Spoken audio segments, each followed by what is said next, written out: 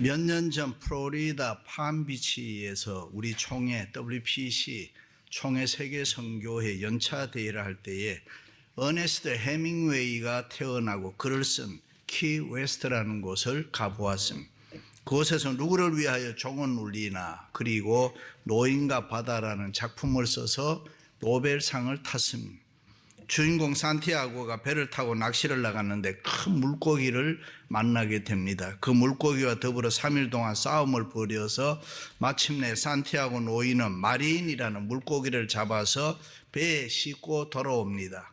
그런데 그때에 상어떼를 만나서 고기가 다 뜯어먹히고 앙상한 뼈대만 끌고 돌아온다는 노인과 바다의 얘기입니다. 산티아고는 몹시 피곤했지만은 그는 개선 장군처럼 돌아옵니다.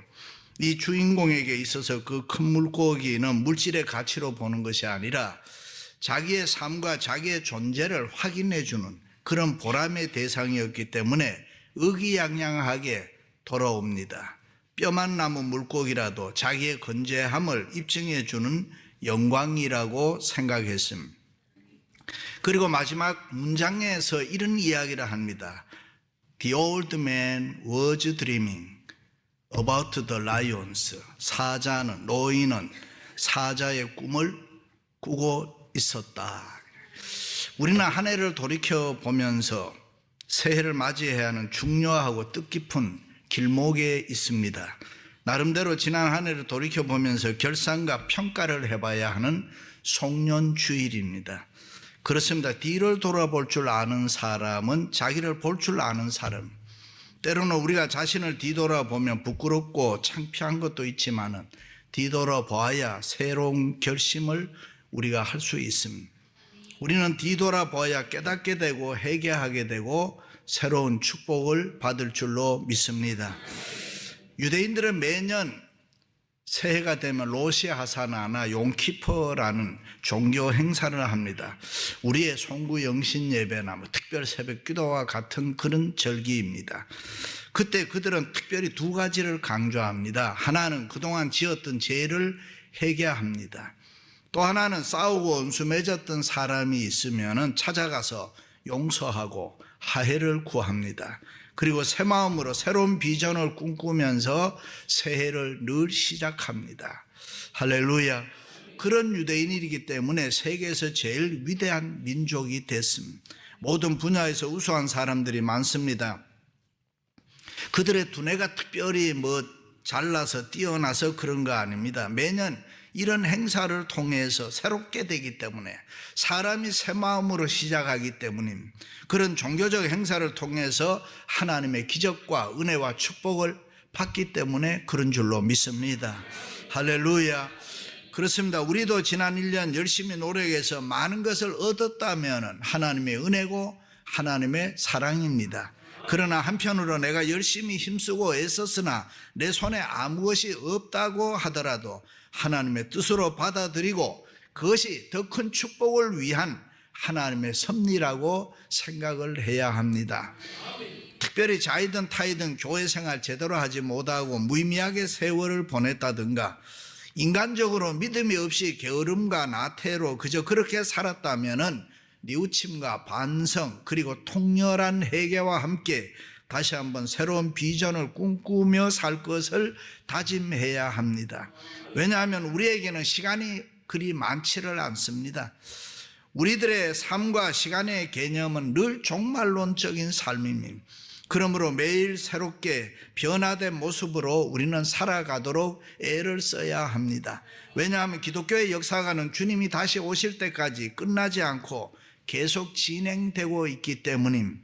지금 이 시간도 순간순간이 끝이 아니라 또 다른 새로운 시작이라는 것입니다. 그럼 어떻게 해야 한 해를 마무리하고 새로운 마음으로 새해를 준비할 수가 있겠습니까? 첫째는 우리가 버리고 떠나야 합니다. 모든 무거운 것과 얽매이기 쉬운 죄를 벗어버리고 했습니다. 한 해를 마무리하면서 가장 중요한 것이 여러분은 무엇이라고 생각합니까? 우리 마음이 새로워지는 것입니다.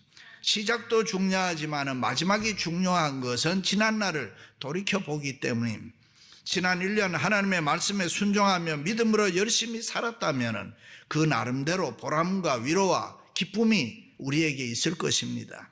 그러나 행여라도 무의미하게 믿음 없이 세상적으로 그저 그렇게 살았다면 회개하며 모든 무거운 것과 얽매이기 쉬운 죄를 벗어버리고 떠나야 합니다. 모든 무거운 것, 어떤 버전에 보면은 끓이끼는 것을 벗어버리라 그랬습니다. 나를 얽매고 있는 여러 가지 불신앙적인 죄를 벗어버리고 떠나야 합니다. 아멘. 보통 사람들은 연말이 되면은 망년회라는 거 합니다.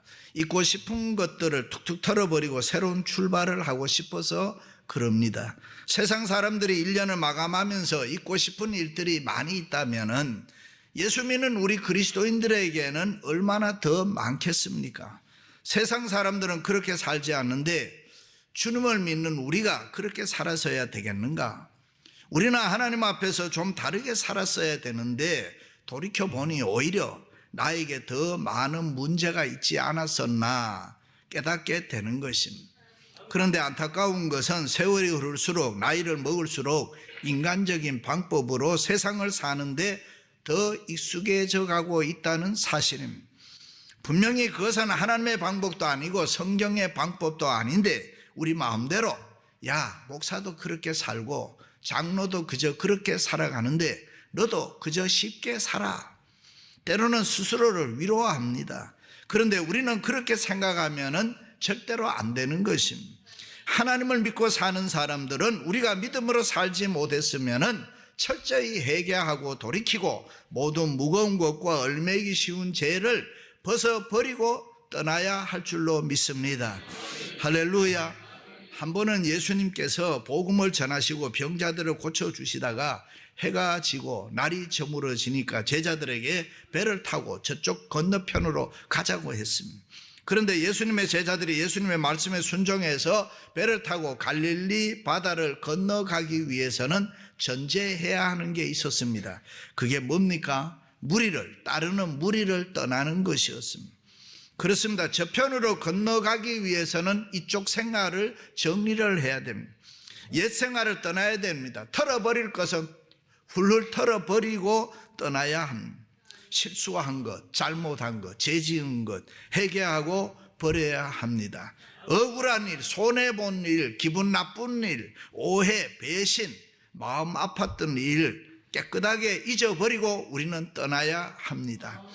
원수마귀 사탄의 특징은 우리로 하여금 옛 생활을 떠나지 못하게 붙잡아 맵니다. 과거의 잘못을 자꾸 생각나게 해서 고통 가운데 어둠에 거하기를 원하고 있습니다. 하나님의 자녀로서 기쁨과 자유를 다 누리지 못하게 방해를 합니다. 그러나 성령님은 지난날 모든 잘못을 다 잊어버리고 떠나서 자유와 평안을 누리라고 하십니다. 할렐루야. 일찍이 하나님은 아브라함을 영육의 부자로 만들기 위해서는 우상의 도시 갈대아 우르를 버리고 떠나라 그랬습니다. 이스라엘 백성들로 하여금 젖과 꿀이 흐르는 가나안 땅에 들어가게 하기 위해서는 정든 애굽 땅을 버리고 떠나라고 했습니다. 바벨론 포로 생활 70년 동안 이스라엘 백성들이 어느 정도 안정되고 물질로도 풍요로웠습니다. 이방 문화이지만은 세상 쾌락을 즐기면서 살 때입니다. 그런데 그때 하나님께서는 버리고 떠나라고 했습니다. 그 말씀에 순종하여 미련 없이 떠난 사람들은 하나님의 새로운 놀라운 축복을 받았던 것입니다. 할렐루야. 그렇습니다. 우리는 새해를 앞두고 옛 생활을 버리고 떠나야 합니다. 원망과 불평의 자리에서 위선과 거짓의 자리에서 게으름과 나태의 자리에서 낙심과 좌절의 자리에서 떠나야 합니다. 불순종, 불신앙의 자리에서 우리가 떠나야 되는 것입니다. 신앙생활을 하다 보면 반드시 죄는 아니라고 하더라도 믿음 생활하는데 방해되는 것이 있습니다. 그것을 버리고 떠나야 합니다. 인터넷, 몰래 숨어보는 간음증, 카지노, 노름, 욕심, 탐심 다 버려야 합니다. 골프는 좋은 운동이라고 하지만은 어떤 집사님이 하도 골프를 치니까 부인이 신문에 광고를 했습니다. 남편을 팔겠음. 남편을 사가는 사람에게는 골프채 하나와 개도 더물어 줌, 그리고 광고를 냈습니다. 그 광고가 나간 후에 많은 사람들이 전화가 와서 남편은 싫고 개만 줄 수 없느냐. 우리가 하는 취미도 오락도 운동도 지나치면 다 무거운 짐이 되는 것입니다. 죄가 되는 것입니다. 그러므로 우리는 얽매이기 쉬운 죄를 벗어버리고 떠날 수 있기를 주님의 이름으로 축원합니다. 할렐루야. 두 번째는 참고 인내해야 합니다. 인내로서 우리 앞에 당한 경주를 경주하며, 우리의 삶에는 기쁨만 있는 게 아니라 슬픔도 있습니다. 행복만 있는 것이 아니라 불행도 있습니다. 좋은 일만 있는 것이 아니라 힘들고 슬픈 일, 굳은 일도 있습니다. 그렇다면 왜 하나님은 믿음 생활을 잘하는 우리에게 고통과 아픔과 눈물을 주셨을까? 그것은 더 큰 은혜와 축복을 주시기 위해서 그런 것입니다. 우리 인생을 더 아름답게, 더 풍성하게 하기 위해서 주님이 그렇게 하신 것입니다. 믿으시면 아멘. 그러므로 현재 생활이 힘들다고 주저앉지 말고 참고 기다리라는 것입니다. 믿음 생활이라는 것은 조급하면 안 되는 것입니다. 아무리 힘들고 어려운 환경 가운데 있다가 하더라도 낙심하거나 좌절하면 안 되는 것입니다. 신앙생활이란 것은 단 것으로만 된 것이 아닙니다. 신앙은 고난으로 만들어지는 것입니다. 가끔 왜 우리가 약해집니까? 고난이 없어서 그렇습니다. 하나님께서 이스라엘 백성들을 40년 동안 광야 생활을 하게 했습니다. 광야는 춥고 배고픈 곳입니다. 그 이유를 성경은 두 가지로 이야기합니다. 첫째는 불신앙 때문이다. 열정탕군 비롯해서 이스라엘 백성들의 불신앙, 하나님이 약속했고 하나님은 해주신다고 말씀했는데 너희들 인간들은 불신앙으로 안 된다고 아우성치다가 멸망했다 그랬습니다. 두 번째는 하나님께서 이스라엘을 시험하고 훈련시키기 위해서 그랬다. 하나님이 누구시고 어떤 분이라시는 것을 너희들이, 그리고 너희들은 또 어떤 존재라는 것을 분명하게 알아야 된다. 우리가 교회생활, 신앙생활 하다 보면은 가끔은 내가 이 정도밖에 안 되는가, 내 수준이 이건가라고 생각하면서 회의를 느낄 때가 있습니다. 차라리 교회에 여러 직분을 받지 아니하고 그냥 조용히 다녔으면 몰랐을 걸. 장로가 되고 권사가 되고 집사가 되고 교역자로, 아니면 초장이나 목장의 리더로 일하다 보니까 미천이 나타나고 부끄럽고 창피스러울 때가 있습니다. 다시 말해 가만히 있으면 모를 텐데 찬양대에 들어가서 노래를 부르다가 보니까 음치라는 것을 옆 사람이 알게 됐습니다.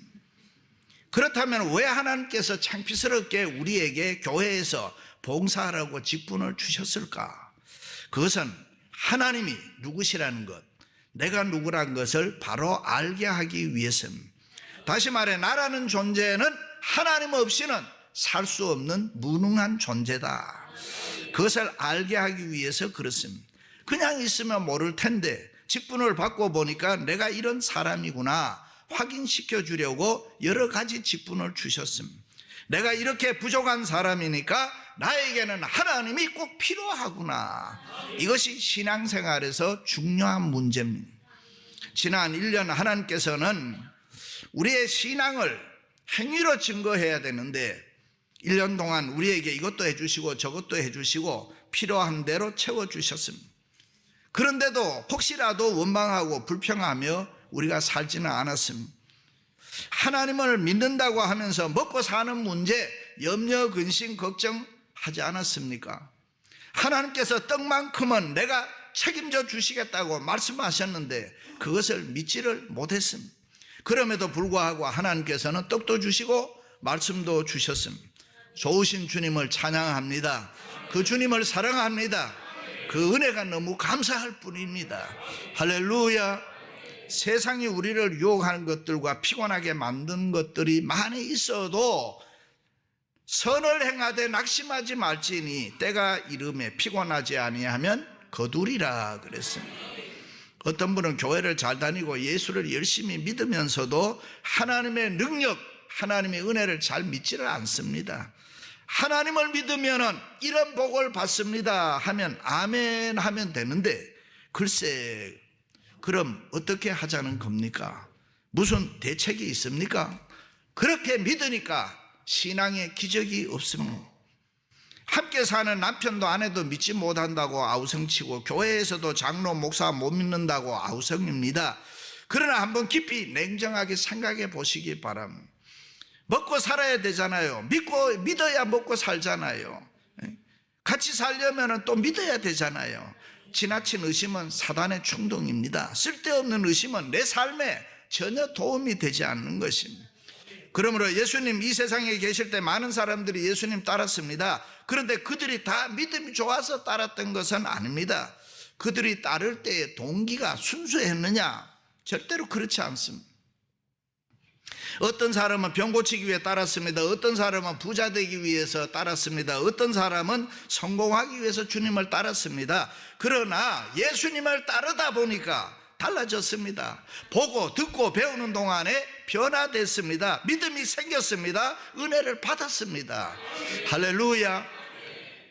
오늘 교회도 마찬가지입니다. 어떤 분은 친구 따라서, 어떤 분은 위로받기 위해서, 어떤 분은 자녀 성공, 사업 성공, 돈 좀 잘 벌어보고 싶어서 나오는 분들이 있습니다. 어떤 분들은 병 고치기 위해서 나옵니다. 조영기 목사님이 폐병에 걸렸는데 17살 때 누나 친구 영자라는 사람이 찾아와서, 야, 너 예수 믿으면 병 다 고치고 너 위대한 사람 될 수 있다. 이 한마디가 그 인생을 완전히 변화시켰습니다. 그리고 성경을 주었는데 목사님이 그 성경을 읽어보니까 전부 병 고치는 얘기더랍니다. 그렇습니다. 성경은 사업하는 분이 읽으면 사업하는 방법이 다 나옵니다. 어머니가 읽으면 자녀 교육하는 방법만 다 나옵니다. 성경에는 인간들이 살아가면서 필요한 모든 해답이 다 들어가 있습니다. 믿으시면 아멘. 사랑하는 성도 여러분, 어떤 어려운 일이 있어도 참고 인내하면서 승리하시기를 주님의 이름으로 축원합니다. 할렐루야. 세 번째는 예수님 바라보며 새로운 비전을 꿈꿔야 합니다. 믿음의 주여 또 온전하게 하시는 이인 예수를 바라보자. 새로운 출발을 위해서 뭐를 합니까? 예수님 바라봐야 돼요. 2024년 새해에 어떤 일이 일어날지 아무도 모릅니다. 그러나 우리가 믿는 예수님은 다 알고 계십니다. 미래는 내 것이 아닙니다. 하나님의 것입니다. 때때로 환난과 풍파가 일어날 수도 있습니다. 그때 풍랑을 맞아 배가 뒤집혀 죽게 되는데 누가 해결합니까? 누가 우리를 건질 겁니까? 아무도 할 수 없습니다. 인간은 누구도 해결할 수가 없습니다. 그러나 주님은 하십니다. 우리가 믿는 예수님은 하십니다. 할렐루야. 목사님 어떻게 해야 돈 많이 벌어 부자 될 수 있어요? 목사님 나 어떻게 해야 괜찮은 여자 만날 수 있어요? 뭐 종종 이렇게 묻는 분들이 있습니다. 재수가 좋아야 됩니다. 운이 있어야 됩니다. 재수가 없으면, 운이 없으면 아무것도 안 되는 것입니다. 운이 좋다, 재수가 좋다, 이게 무슨 말입니까? 인간은 누구나 하나님의 은혜를 받아야 합니다. 가끔 장로님들이 저보고 목사님은 인덕이 참 많다 그런 이야기 하는, 그게 하나님의 은혜입니다. 박 목사가 잘생겨서 그러나 이래. 물론 잘생겼지만 그거 아니에요. 원인이 우리에게 없어요. 근거가 인간에게 없어요. 누가 우리에게 좋은 거 주시고 누가 우리를 도와주시느냐? 지금도 살아계시는 하나님이라. 할렐루야. 그래서 인간은 하나님의 은혜를 받아야 되는 거예요. 그래서 우리는 예수님 바라봐야 됩니다. 세상 사람들 바라보지 말아야 됩니다. 언제 어떻게 변할지 모르는 게 세상이고 사람들입니다. 그러므로 어제나 오늘이나 영원토록 변함없으신 예수님을 딱 바라보고 살아가요. 베드로가 세상 물결 바라볼 때에 넘어졌습니다. 물에 빠졌습니다. 그러나 예수님 바라볼 때 물 위를 걸었다 그랬습니다. 예수님 바라보지 아니할 때 우리에게 시험이 옵니다. 내 마음이 왜 섭섭해집니까? 예수님을 안 보니까. 예수님 바라보지 않으면 우리 마음이 저절로 삐딱해지고 싸우고 생각이 삐딱해져서 어려운 것이 많이 찾아옵니다. 그렇습니다. 예수님 바라보면 믿음으로 새로운 꿈을 꾸면 모든 꿈이 우리에게 이루어질 줄로 믿습니다. 범사가 형통합니다. 예수님이 우리와 함께 해 주시는 것입니다. 말씀으로 천지 만물을 창조하신 그분의 한마디면은 우리 인생은 대박이 될 수가 있어요. 내가 산을 향하여 눈을 들리라. 나의 도움이 어디서 올꼬? 나의 도움이 천지를 지으신 여호와에게서로다. 할렐루야. 그 예수님 바라보면 죄지을 수가 없어요. 그 예수님 바라보면 미워하고 증오할 수가 없어요. 그 예수님 바라보면 원망 불평 없습니다. 기쁨과 감사가 넘칩니다. 믿음으로 기도하게 되는 것입니다. 그렇습니다. 우리 인생사에서 가장 중요한 것이 이 믿음의 기도인 것입니다. 그 믿음으로 하나님의 은혜를 구해야 되는 것입니다. 그러면 사람이 달라집니다. 우리의 모습이 달라지고 믿음이 있으면 여유가 있고 담대해지고 세상 사는 모습이 세상 사람과는 전혀 달라지는 것입니다. 할렐루야. 어떤 믿음 있는 좋은 집사님이 은행에 가서 회사에 돈을 인출해 오다가 권총을 든 강도에게 돈 다 빼앗겼습니다. 그때 이 집사님이 생각해 보니까 회사에 그냥 돌아가면 큰일 났단 말이에요. 그래서 강도에게 여보세요, 나 회사에 증거를 남겨야 되는데 이쪽 옷자락에다가 총 좀 쏴주세요. 이쪽도 쏴주고 저쪽도 쏴주고 쓰고 있던 모자도 벗어서 쏴주고 그러다 보니까 7발 다 쐈습니다. 더 쏴달라고. 그러니까 그때 강도가 총알 없어. 어떻게 했겠어요? 그냥 잡았지요 뭐. 할렐루야. 그렇습니다. 믿음은 그저 바라는 것이 아니고 믿음은 현재입니다. 보통 사람들이 그래요. 내가 이렇게 믿다 보면은 언젠가는 성령 충만하겠지, 은혜 받겠지. 절대로 그렇지 않습니다. 그러므로 나는 지금 성령 받았네, 나는 지금 새로워졌네, 내 비전은 지금 이루어지네, 나는 지금 할 수 있어. 현재 지금 그것을 확인하고 우리가 믿어야 되는 것입니다. 그게 믿음인 것입니다. 할렐루야.